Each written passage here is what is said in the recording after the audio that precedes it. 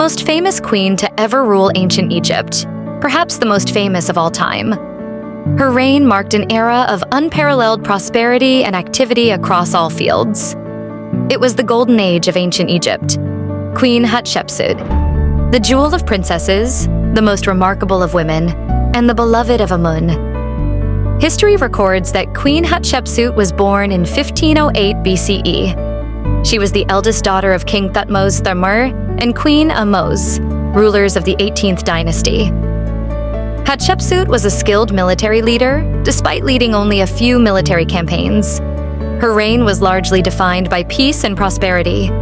However, the campaigns she did lead were remarkably successful, a testament to her military prowess and her royal lineage. After all, she was the descendant of her great-grandfather, King Ahmose I, who famously liberated ancient Egypt from the Hyksos. As the rightful heir to her father's throne, Hatshepsut faced a significant obstacle. Women were not permitted to ascend the throne as pharaohs during that era. Consequently, she was forced into a strategic marriage with her half-brother, Thutmose II. This union was less a marriage and more a political alliance designed to secure her authority and preserve her father's throne. This arrangement worked in her favor. Behind the scenes, she held the reins of power, effectively ruling Egypt through her frail and ailing husband, Thutmose II. From this union, 2 daughters were born, Neferure and Meritra. It is said that she may have had a son, but history has erased all trace of him.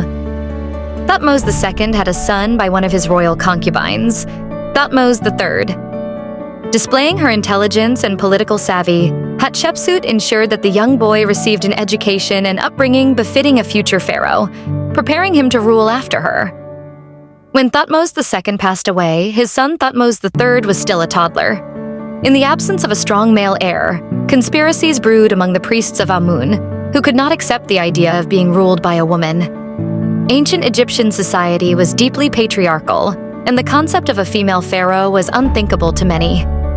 Legend has it that during a ceremonial procession of the god Amun, the sacred bark carrying the god's statue came to a sudden stop before a young priest and refused to move.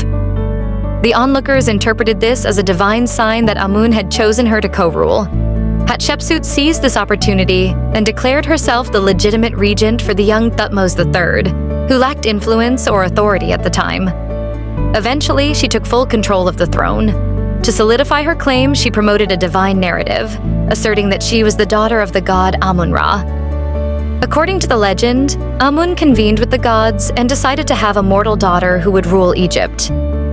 He chose Queen Ahmose, Hatshepsut's mother, as the vessel for this divine birth.